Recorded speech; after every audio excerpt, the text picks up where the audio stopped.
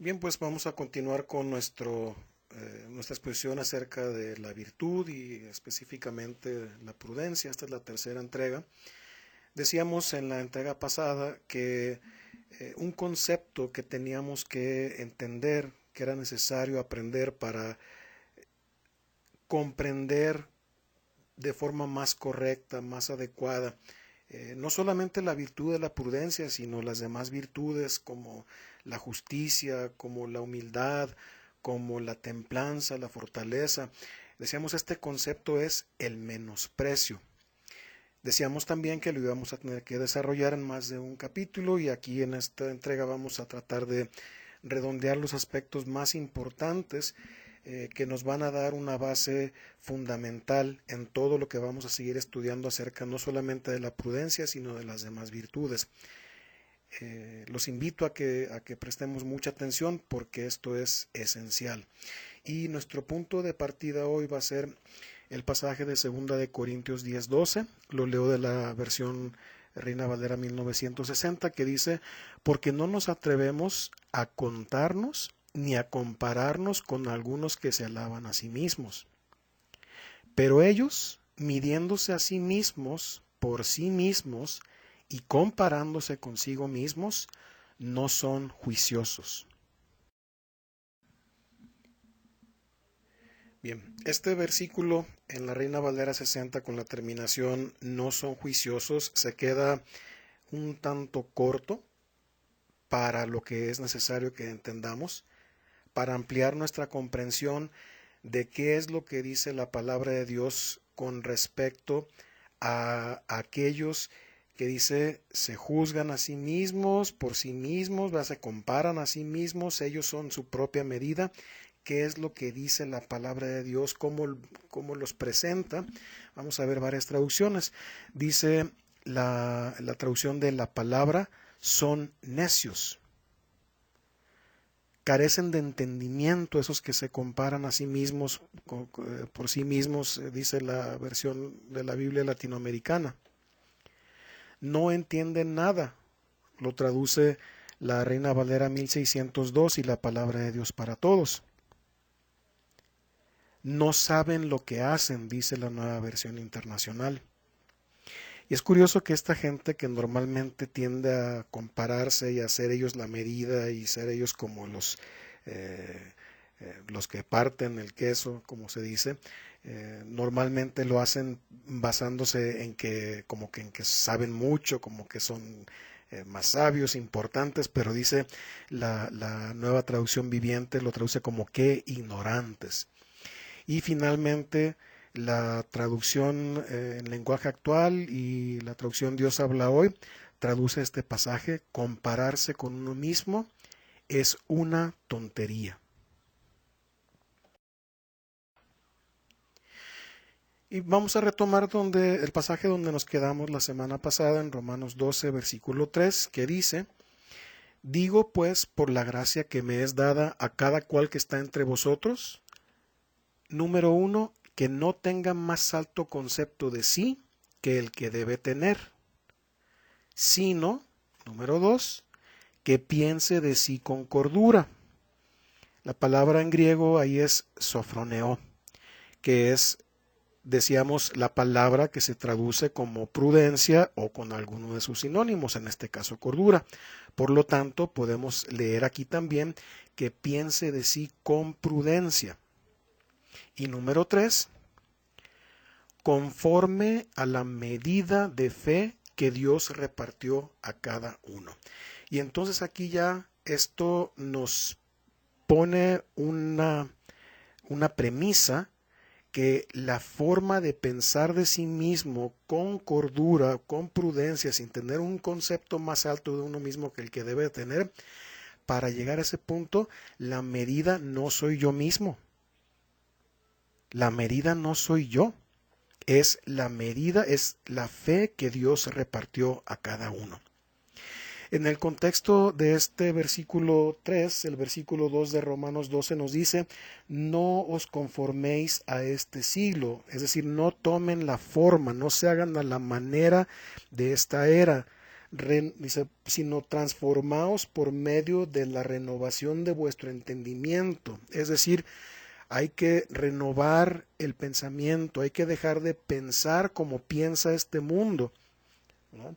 Dice, para que podamos comprobar cuál sea la buena voluntad de Dios, agradable y perfecta.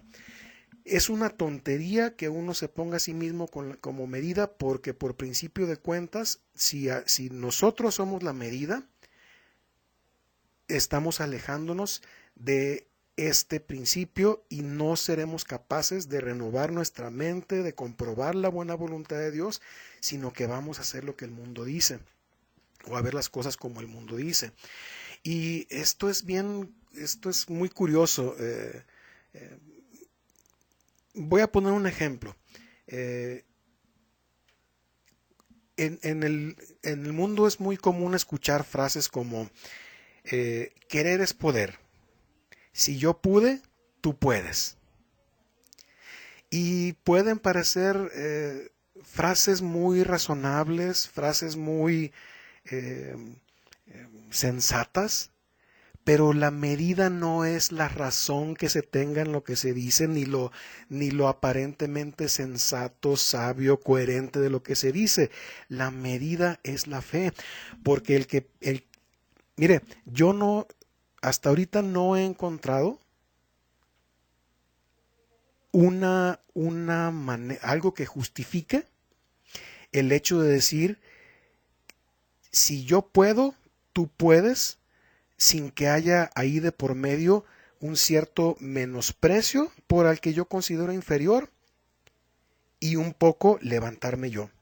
Porque nunca decimos eso con respecto a alguien que está mejor que nosotros, ¿verdad?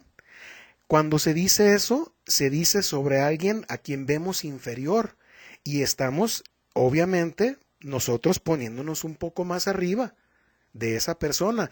Y entonces ahí no estamos pensando prudentemente, estamos yendo en contra de este versículo, ¿verdad? Cuidado cuando decimos, si yo puedo, tú puedes, ¿verdad? Querer es poder. Si no puedes, si estás como estás, es porque no quieres. No, porque no le haces la lucha. Ese es menosprecio. Y entonces quisiera mencionar, dice aquí, hay una línea, puede ser muy gruesa o muy delgada, según donde se mire. Si alguien pinta una línea en la tierra y tenemos un dron, entre más cerca esté el dron de la línea, se va a ver más grande, igual entre más lejos se va a ver más pequeña. Puede parecer que son líneas diferentes, ¿verdad? Pero es que el punto aquí es desde dónde se mira. Si nuestro pensamiento, si nuestro concepto de nosotros mismos no es desde esta medida de fe que Dios repartió a cada uno, esa línea, ¿verdad?, que puede ser muy gruesa, la vamos a ver muy delgada o viceversa. Esto es importante porque necesitamos entender que la perspectiva es muchas veces determinante en las cosas. Esa perspectiva, eso que nos aleja o que nos acerca a la línea, es qué tan lejos o qué tan cerca estamos de Dios.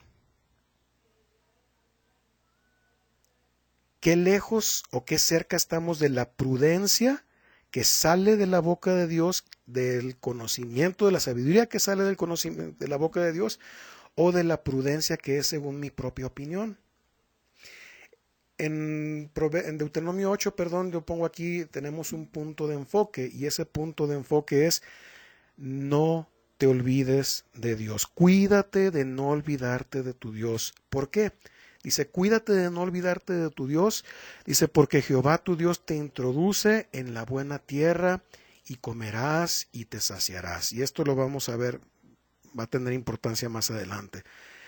Pero también dice, cuídate de no olvidarte de tu Dios, porque no suceda que comas y te sacies y edifiques buenas casas en que habites, y se enorgullezca tu corazón y te olvides de Jehová tu Dios. Eso es lo que le pasó al Jesurún del que hablábamos la semana anterior, en el capítulo anterior.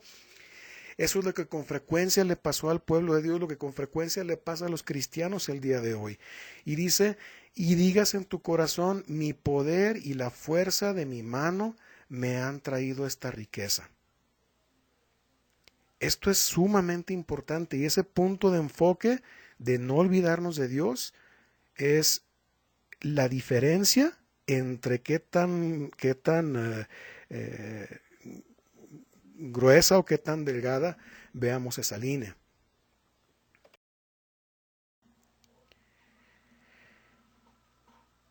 Si recuerdan ustedes, la parábola de Lázaro y el rico, está, dice, uno en el seno de Abraham y está el otro, dice, en lugar de tormento. Y parece ser que desde la perspectiva del que está en tormento, como que para él la distancia ahí es nada, es como a lo mejor echar un brinquito, ¿verdad? Dice que lo está viendo a Lázaro ahí, dice, Padre Abraham, mándalo a que moje su dedo en agua para que venga y moje, dice, refresque mi lengua, refresque mi boca porque estoy en tormento.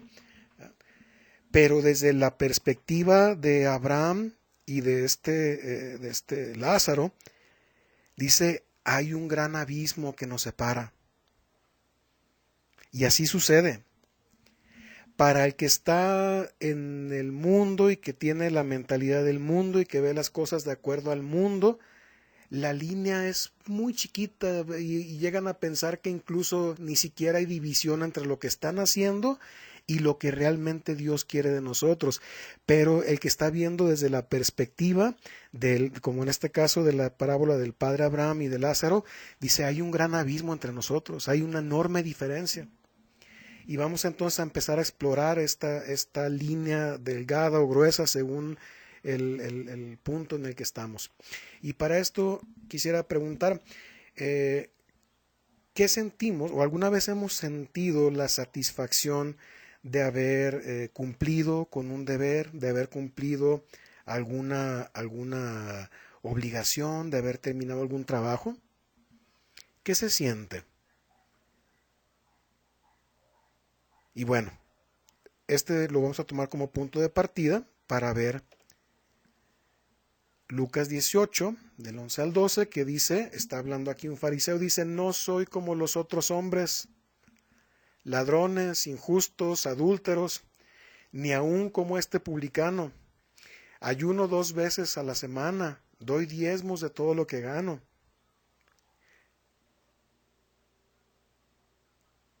Es muy probable, ¿verdad?, que todo esto que está diciendo este fariseo sea verdad. Pero ¿qué es lo que ocurre aquí? Si se dan cuenta, no dice el comienzo de esta parábola, dice, habla de los que confían en sí mismos. Porque esta idea de que estoy haciendo, de que estoy cumpliendo, solamente teniendo esa perspectiva, nos hace caer en un concepto de nosotros mismos más alto que el que debemos de tener. No pensamos de nosotros con prudencia, porque dice la palabra de Dios que, por ejemplo, los fariseos, dice, eran avaros. Y sí, a lo mejor das diezmo, a lo mejor ayunas y todo, dice, pero son avaros y la avaricia es pecado. Y eran orgullosos. Y eran soberbios. Y querían matar a Jesús. Es así como esa idea de que cumplo y como cumplo merezco, nos hace ciegos a nuestra propia debilidad, a nuestros propios errores, y nos llegamos a considerar no como deudores a Dios, sino como que Dios está en deuda con nosotros. Pensar de nosotros prudentemente, con cordura, el Señor Jesús nos enseña de esta manera. Cuando hayáis hecho todo lo que os ha sido ordenado, decid, siervos inútiles somos, pues lo que debíamos hacer, hicimos. Esto no le gusta al mundo. Esto no le gusta a mi carne. Y yo estoy seguro que para muchas personas, si escucharan esto, algunos los haría reflexionar, pero otros inmediatamente dirían, no, eso a mí no me interesa, eso a mí no me sirve. Yo no soy siervo, o sea, para eso yo me he esforzado. Lo hicieron los fariseos. Ellos decían, siervos, dicen, nosotros somos descendientes de Abraham, nunca hemos sido esclavos de nadie. Y decíamos, el primer punto de vista, ¿verdad? El que resalta, el que se apoya en lo que hace y todo eso, se vuelve ciego. Se vuelve ciego a sus propios defectos y se le olvida que así como da diezmo, así como ayuna, así también es avaro, es soberbio y tiene envidia y tiene deseos de asesinar. El pensar de nosotros como siervos, aun cuando hagamos lo que tengamos, aun cuando cumplimos, no vamos a decir, ya llegué. Hay otra parábola en la que el Señor dice, ¿quién piensa que un siervo, después de que termina su trabajo en el campo, va a llegar y su amo le va a poner la mesa y le va a decir, siéntese mi siervo querido, porque ya trabajó, ahora me toca a mí servirle? No, dice, sino que llega y se ciñe y ahora sirve a su amo, ¿verdad? El pensar de nosotros con cordura es pensar que si hemos cumplido con lo que creemos que es nuestro deber, seguimos siendo siervos inútiles. Y ese pensamiento es prudente porque nos guarda, nos previene de caer en soberbias. Y hay algo que es también muy importante. Dice, Dios escoge lo pequeño. Porque los que se quieren hacer grandes, los que quieren tener reconocimiento, los que quieren tener alabanza de las personas, pues no, simple y sencillamente no pueden con el Evangelio.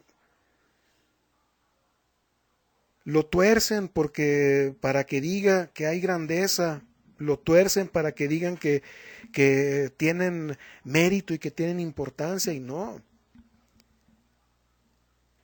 El Señor está en lo pequeño, Él escogió lo pequeño, escoge lo pequeño.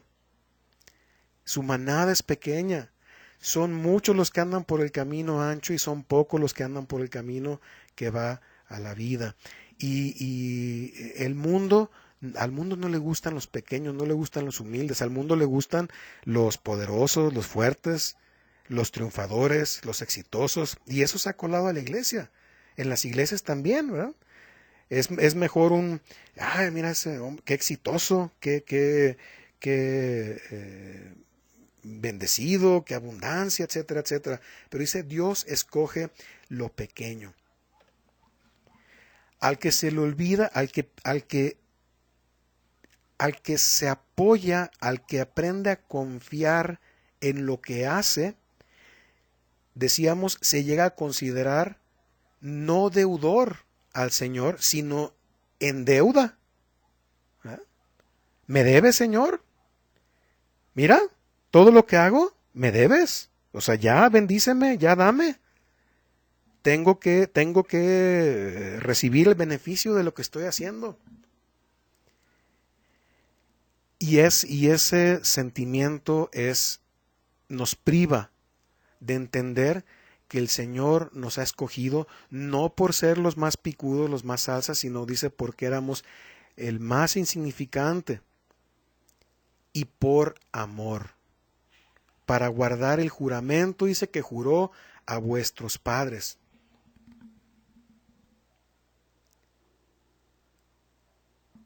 El que se siente que Dios tiene deuda con él, está equivocando el camino. Tenemos que regresar al punto de entender, el pensar de nosotros mismos con prudencia no es por lo que yo hago, es porque me ama y porque ha querido guardar el juramento. Y cuando uno sabe, cuando uno entiende que recibió amor, regresa amor. Dice el Señor, al que mucho, dice, se le perdona, mucho ama. ¿Verdad? Es decir, el amor, el entender que somos receptores del amor de Dios hace un cambio muy diferente en nuestra vida con respecto a lo que nuestra vida es, a lo que nuestras actitudes son, si pensamos que Dios nos debe, que estamos en deuda con Él por todo lo que hacemos. Dice Primera de Corintios, del 18 al 31, dice: pues mirad, hermanos, vuestra vocación, es decir, su llamamiento, que no sois muchos sabios según la carne, ni muchos poderosos, ni muchos nobles.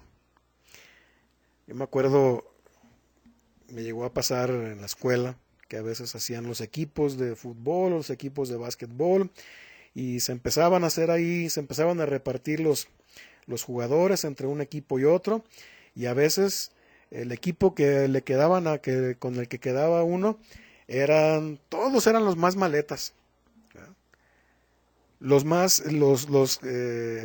Ya sea los más pesados, los menos hábiles para el deporte, etcétera. Y dice uno, no, pues ahora sí, ¿verdad? ¿Qué voy a hacer con este equipo? Y de alguna manera lo que está diciendo aquí el apóstol, dice, miren a su alrededor. No hay aquí muchos sabios según la carne, ni muchos poderosos, ni muchos nobles. Dice uno, ¿qué voy a hacer? Y es que hay que entender otra vez que dice, Dios escogió lo necio, lo débil, lo vil y lo menospreciado. No menospreciado por Dios, lo menospreciado por el mundo. Y una cosa que es muy importante, Dios escogió a lo necio, lo débil, lo vil, lo menospreciado, no para cambiar de administración, no para quitar a un tirano y poner a otro tirano, no para quitar a un defraudador y poner a otro defraudador, no para quitar a un abusivo, no para quitar a un soberbio y poner a otro, dice, sino que lo puso para avergonzar a los sabios, a lo fuerte y para deshacer lo que es. Y esta fue la razón de que haya sido tan grave la ofensa del pueblo de Israel hacia Dios, porque Dios dice, yo esperaba justicia y he aquí vileza. Yo esperaba que entre ustedes se hiciera manifiesta la justicia, que ustedes, habiendo sido extranjeros, entendieran la causa del extranjero, que no lo oprimieran, que tuvieran cuidado de la viuda, del huérfano, del menesteroso, pero dice, ustedes se volvieron peor que los anteriores. Y es lo que hace muy grave el error del pueblo, es lo que lo hace incluso un pueblo adúltero, un pueblo que renunció a su destino, a su elección. Y esto también nos pasa mucho a nosotros, no solamente en nuestra vida, en el mundo, en nuestra vida diaria, sino también pasa en la iglesia, donde a veces ya no es para avergonzar a los sabios, a lo fuerte y de hacer lo que es, sino ahora ya para convertirnos nosotros en los sabios que avergüenzan a los que consideramos ignorantes. ¿Cuántas veces he escuchado y con dolor que a veces hablamos de, ay, es que los católicos son ignorantes, o es que tal religión son ignorantes, o es que los budistas son ignorantes, y a ti ¿quién te hizo sabio? Dios escogió lo necio, lo débil, lo vil y lo menospreciado no para hacerlos al débil, no para hacerlo fuerte. No para hacerlo, no para que el que avergüenza se convierta en avergonzador. Al contrario, si leemos la historia, vamos a ver con Josué, con Gedeón y tantos otros, Dios no le dijo, a ver, mira, te voy a hacer a tus soldados, te los voy a hacer a todos como Sansón. Les voy a dar super fuerza para que puedan. Les voy a dar las armas más sofisticadas. Les voy a dar las técnicas de guerra más sofisticadas. Al contrario, muchas veces los trasquiló y los dejó con lo mínimo para que aprendieran que no está en la fuerza, no está en que Dios me escogió a mí por vil para hacerme ahora el chipocludo, no. sino para que su poder se perfeccione en la debilidad, para enseñarle al que se cree sabio que aún hombres rudos, pescadores, ignorantes, se podían plantar delante de reyes sin tener un discurso preparado y hablaban las cosas que el Espíritu les daba que hablaran para callarle la boca a los sabios.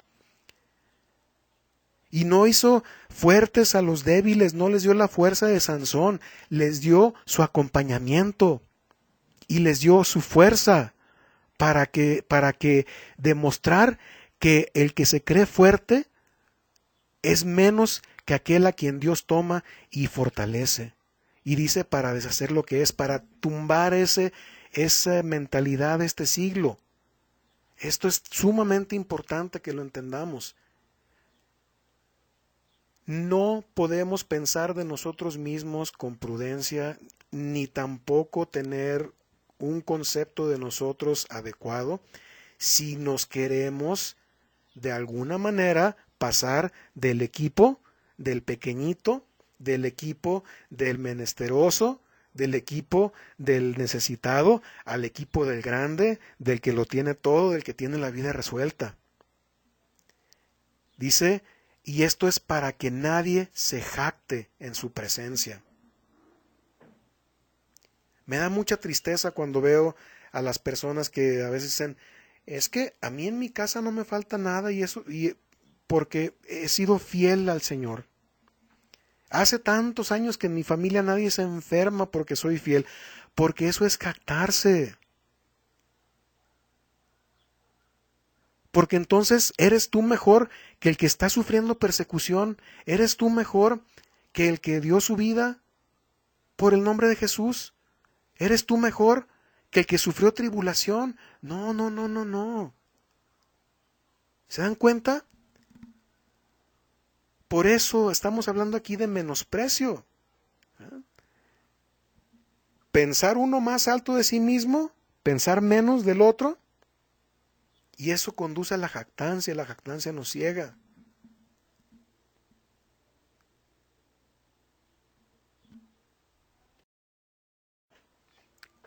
Seguimos con esta parte de la línea muy delgada y dice Apocalipsis 3:17, porque tú dices, yo soy rico y me he enriquecido y de ninguna cosa tengo necesidad. Y no sabes que tú eres un desventurado, miserable, pobre, ciego y desnudo. Tristemente, esto refleja mucho la condición no solamente de la sociedad, en la que una persona se valora por lo que tiene. Vemos a las personas que están en situaciones económicas muy buenas y entre más buena, uy, qué barbaridad. Y la gente se siente orgullosa de ser amigo de ese. Pero Dios que conoce todas las cosas, Dios que conoce los corazones, sabe, y como dice en Santiago, dice, a los ricos de este siglo, dice, diles que su riqueza está podrida, porque se han robado el dinero del trabajador, porque se han quedado con lo que le correspondía a los más débiles. Y entonces, aquí vemos un rico, ¿verdad?, que es un pobre, miserable, ciego, desnudo, desventurado. Y vemos por otro lado al que dice, yo conozco tus obras y tu tribulación y tu pobreza, pero tú eres rico. Retomo un poco el punto anterior, el que dice, gracias a Dios, yo no, en mi casa, miren, sobra la comida, sobra la ropa, sobran los coches y todo, porque Dios me bendice. Eso es jactancia. Eso es jactancia. Porque entonces, ¿qué? Al que está en tribulación, decíamos, al que está pasando por pobreza, ¿tú crees que es menos que es menos que tú? No es pensar con prudencia eso. Pensar con prudencia sería decir, bueno, tengo esto que Dios me ha dado, ¿verdad? No merezco, pero ¿por qué me lo dio? No sé. Pero aquí está tu disposición, Señor, ¿qué quieres? ¿Quieres que esto sea para bendecir a otros? O sea, Es muy diferente a decir, es que yo merezco, es que yo, gracias a que he sido, gracias a esto, aquello. No, no, no, no, no, no, no. Dice, el que se dice ser algo y no es nada, dice, se engaña a sí mismo. Dice, y entonces esto es muy, muy importante porque no se trata de lo que tengas o de lo que carezcas, tanto en cuestiones materiales como en cuestiones de otro tipo, porque la riqueza, muchas veces entendemos solamente riqueza como tener dinero, pero la riqueza no es solamente eso, es tener abundancia de cosas. ¿Verdad? Es como alguien puede decir, oh, es que yo soy bien sabio. No, hombre, olvídate. Y dice la palabra de Dios, no se alabe el sabio en su sabiduría, ni el valiente en su valor. Dice, sino que si alguien se va a alabar, alábese en conocerme, que yo soy Jehová, conocerme y entenderme, que hago justicia, misericordia. Dice, porque eso es lo que quiero. ¿Verdad? Que también ustedes hagan justicia y misericordia. Por eso es importante es lo que hacemos. Todos los mensajes a las iglesias que están en Apocalipsis comienzan diciendo, yo conozco tus obras. Yo conozco tus obras. Todos hacemos. Obras todos hacemos. Lo interesante aquí no es si hago obras o no hago obras. Lo interesante aquí es qué clase de obras la que yo hago. ¿Qué es lo que me impulsa a mí? ¿Qué es lo que me nace a mí hacer? Por el amor, por el saber que Dios ha tenido misericordia de mí. Como dice la palabra de Dios en Tito 2, del 11 al 12, dice, porque la gracia de Dios se ha manifestado para salvación a todos los hombres, enseñándonos que renunciando a la impiedad y a los deseos mundanos, vivamos en este siglo. ¿Verdad? Otra vez se conecta con Romanos 12, donde dice, vamos a cambiarnos ese chip del mundo. En este siglo no vamos a vivir como vive el mundo, pensando que todo lo merecen, que todo es resultado de su inteligencia, de su prudencia, de su habilidad. Dice, renunciando a todo eso, vivamos en este siglo sobria, otra vez el sofronos, que es prudentemente, ¿verdad? Podemos decir sobria o prudentemente, justa y piadosamente, que es lo que dice la palabra de Dios en Jeremías. Dice, en esto alábese, en conocerme y entenderme, que yo hago justicia, que hago misericordia, y eso es lo que yo quiero que también ustedes hagan. Y dice, se dio a sí mismo por nosotros para redimirnos de iniquidad y purificar para sí un pueblo propio.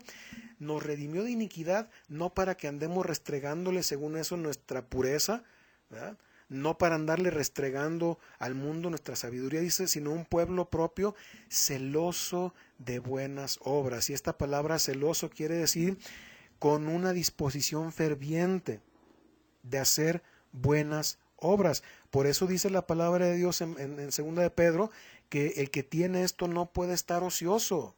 No puede estar ocioso en cuanto al conocimiento del Señor. No puedo decir que yo creo, que yo tengo conocimiento, que Jesús está en mi corazón, si no tengo ese deseo, esa ansia de hacer buenas obras. Como el pasaje que mencionábamos anteriormente, donde Jesús está cenando con un fariseo y una mujer llega y derrama sus lágrimas y veamos que enjuga, y se seca sus pies con su cabello, y el Señor le enseña a este fariseo, dice, tú entré a tu casa y tú no me diste beso, no me ungiste mi cabeza, pero esta mujer dice, no ha dejado de besar mis pies, lavó mis pies con sus lágrimas, lo secó con sus cabellos y derramó este perfume que es un símbolo de mi sepultura.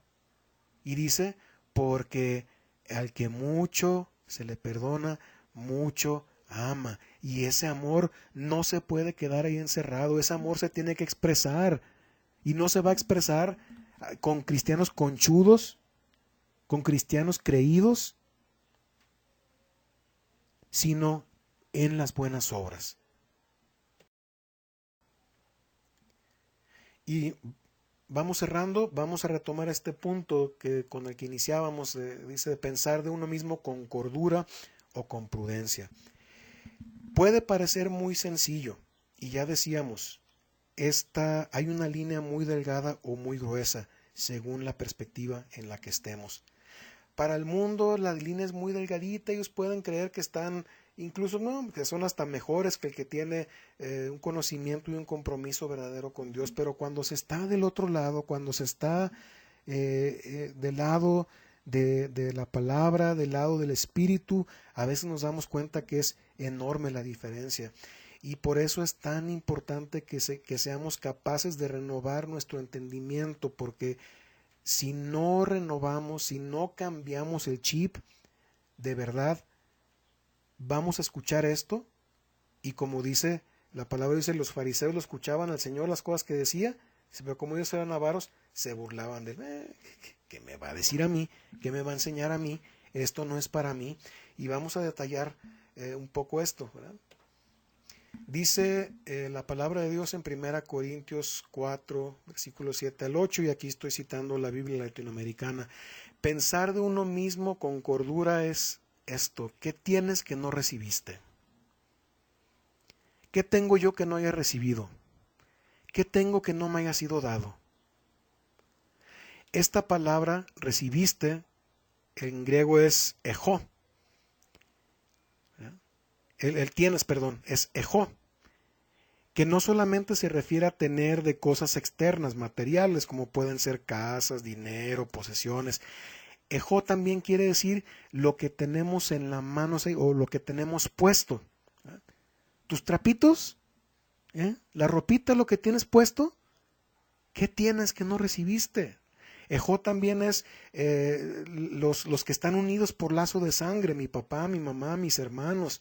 ¿Verdad? ¿Qué? ¿Los hiciste tú del barro? ¿Los sacaste de la nada? ¿Lo recibiste? Ejó también es tener a una persona, una cosa en alta estima. Pero también es como mantener una postura, mantener una posición. La posición que tú tienes, la posición que tú crees que te has ganado, la forma prudente de pensar es ¿qué tienes que no recibiste?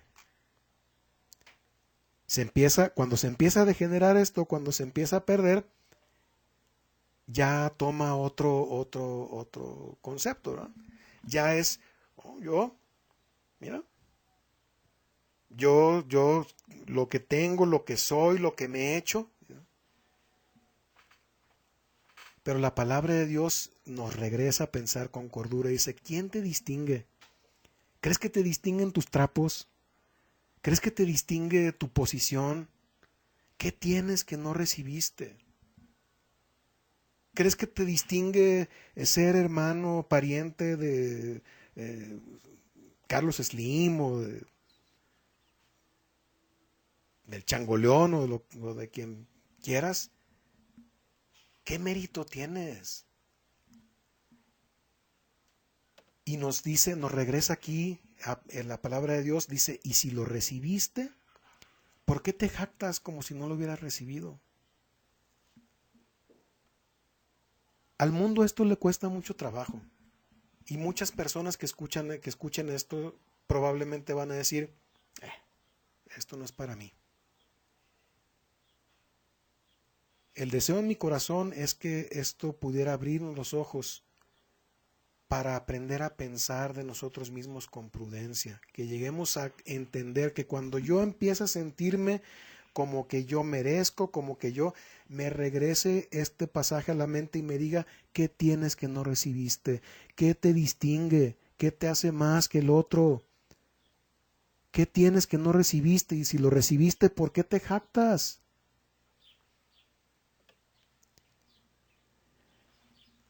Para muchos esto es imposible aceptar.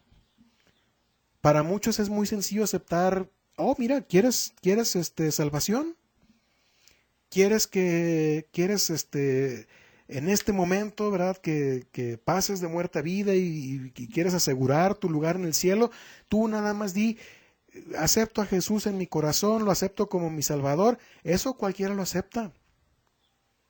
Pero esto no lo acepta cualquiera, porque desafortunadamente los hombres en este siglo están más acostumbrados a amar la gloria de los hombres que la gloria de Dios, porque la gloria de los hombres es intoxicante, porque es mucho, o sea, es mucho más satisfactorio para muchas personas el sentirse reconocidos, el sentirse halagados, el sentirse admirados, ¿verdad?, por los hombres. Es tan intoxicante que Satanás mismo tentó a Jesús con recibir gloria.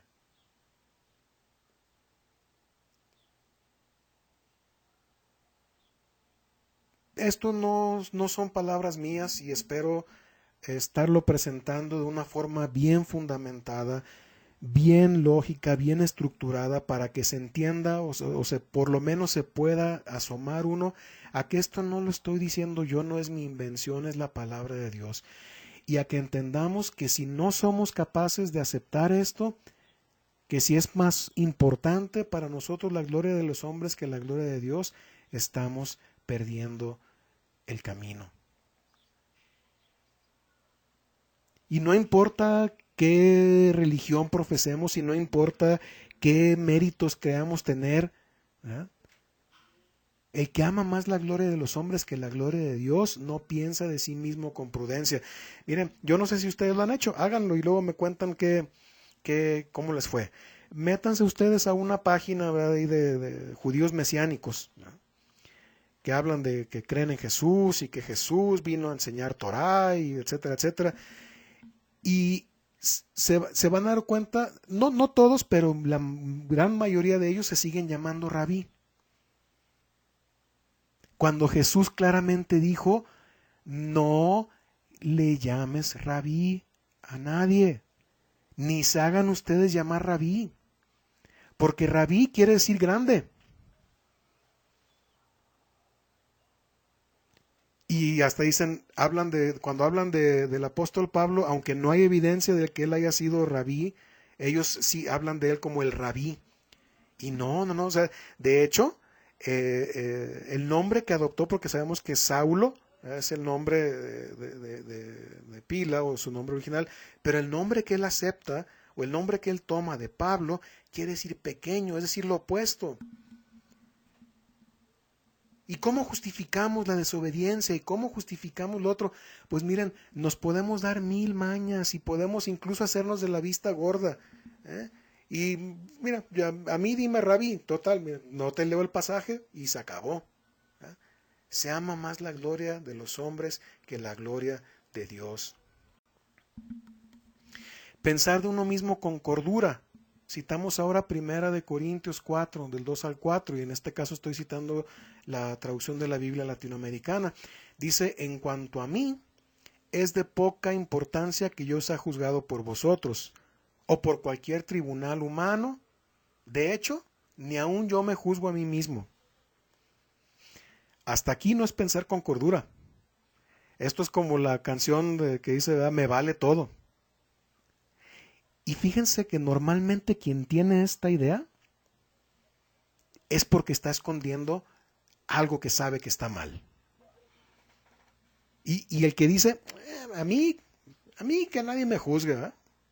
Ni yo mismo me juzgo, a mí nadie, yo soy como soy y no me parezco a nadie.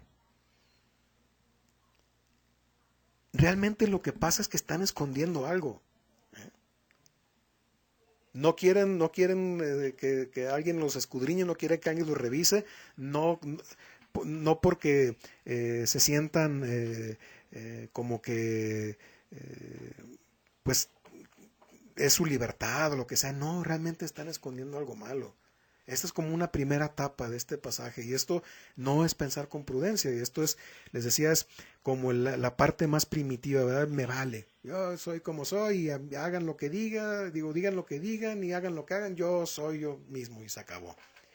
Y continúa este pasaje diciendo, porque no estoy consciente de nada en contra mía. Aquí ya cambia, ¿verdad? Ya no es como decíamos esa primera parte que decíamos, normalmente quien adopta esa postura de me vale, es porque no se quiere confrontar a sí mismo con lo que sabe que está haciendo mal. Aquí ya como que le agrega un nivel más, ¿verdad? Le sube una rayita. El apóstol dice, no estoy consciente de nada en contra mía. Pero aún aquí no es pensar con prudencia. Y vamos a ver por qué. En este punto número 2, ¿verdad? Que estoy citando aquí de este pasaje, es donde a veces estamos muchos cristianos. Como personas y como cristianos estamos ahí. No, o sea, yo no, no tengo nada, no hay nada malo en contra mía. No, tú estás mal. O sea, yo no me doy cuenta que tenga algo malo. Yo no me doy cuenta que algo esté mal en mí, ¿no? O sea, si tú crees que eso que tú me estás diciendo es porque eh, que tengo que corregir mi camino, que tengo que... Esa es tu bronca. ¿Verdad? Yo no estoy consciente de nada en contra mía. Y decíamos, hasta aquí no es pensar de nosotros mismos con cordura. Y cierro este pasaje de 1 Corintios 4, del 2 al 4, que dice el apóstol, dice, mas no por eso estoy sin culpa, pues el que me juzga es el Señor. Y este es el punto donde empezamos a pensar de nosotros mismos con prudencia, donde no somos o no estamos en la posición como en las que estaban los fariseos, ¿verdad? Que dice, ustedes son los que se justifican a sí mismos delante de los hombres. Delante de los hombres podemos decir, no, yo estoy bien, no, yo no he hecho nada malo, a mí que nadie me juzgue, ¿verdad? No, yo estoy bien. Ustedes, dice, son los que se justifican a sí mismos delante de los hombres. Ustedes son los que se consideran que están puros, pero dice aquí la palabra de Dios, dice, no por eso, no porque yo considere que no estoy mal en algo, no porque yo considere que no me estoy equivocando, dice, no por eso estoy sin culpa, pues el que me juzga es el Señor. Y aquí vamos a concluir.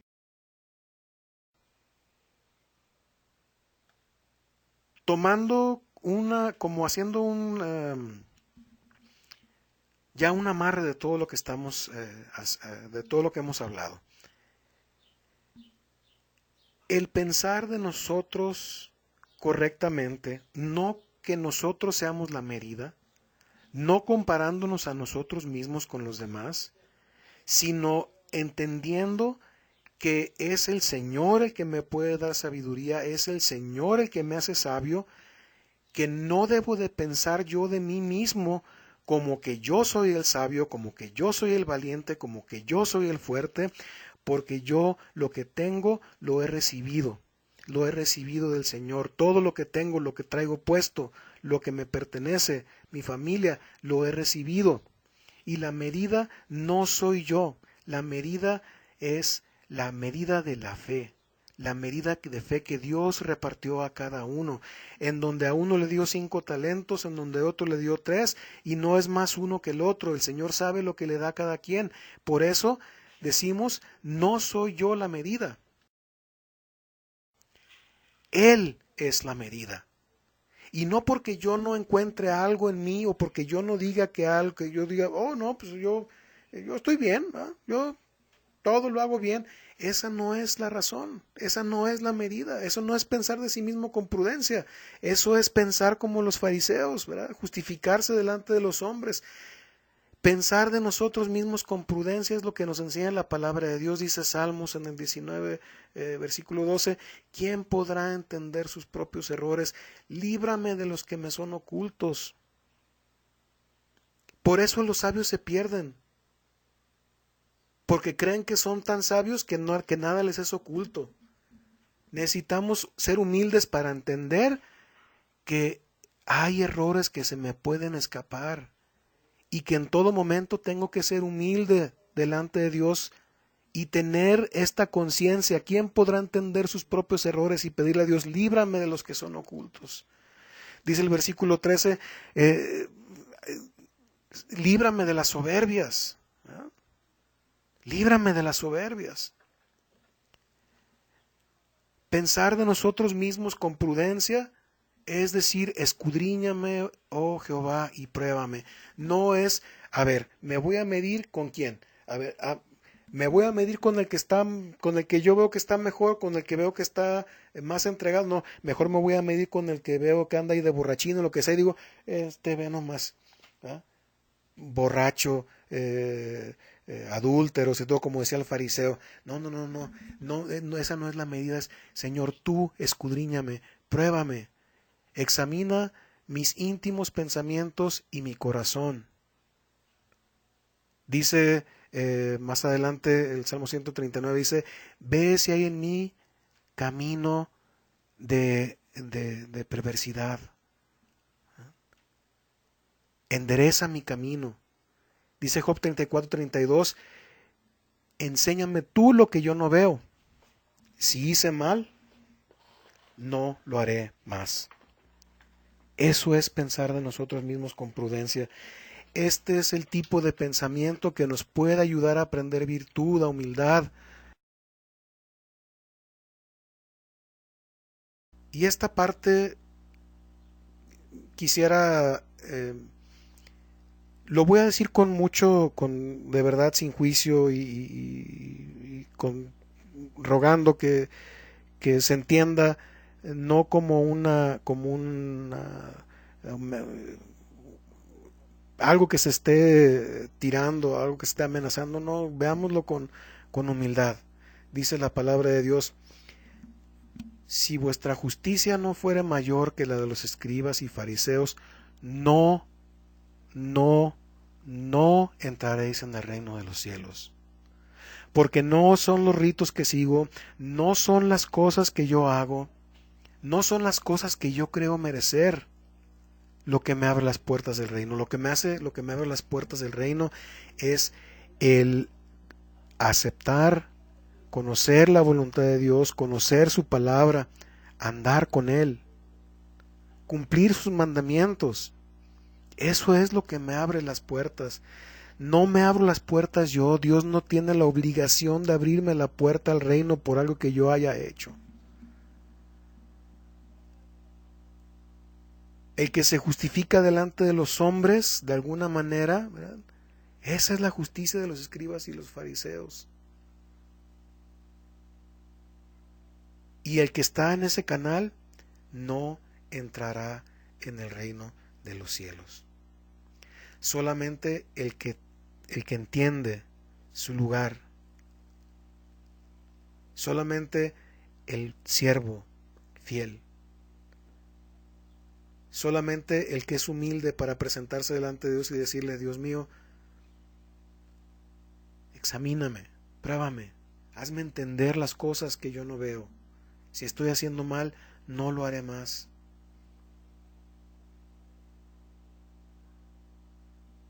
Con eso terminamos esta meditación y continuaremos hablando de la virtud de la prudencia en un siguiente capítulo.